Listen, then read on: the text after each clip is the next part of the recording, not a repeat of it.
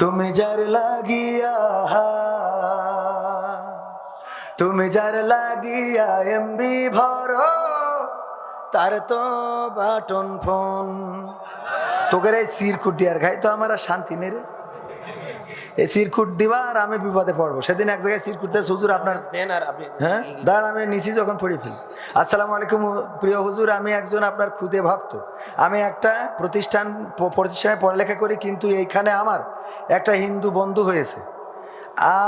আমি হিন্দু বন্ধুর সাথে সম্পর্ক রাখতে পারবো কিনা? অবশ্যই সম্পর্ক, বন্ধু হইলে কোনো সমস্যা নেই। হিন্দু বৌদ্ধ খ্রিস্টান তো ওই বন্ধু হবার জন্য মেয়ে বন্ধু না হয়ে যায়। মেয়ে বন্ধু হলে মুসলমানের সাথেও রাখা যাবে না, ঠিক আছে তো বাজার?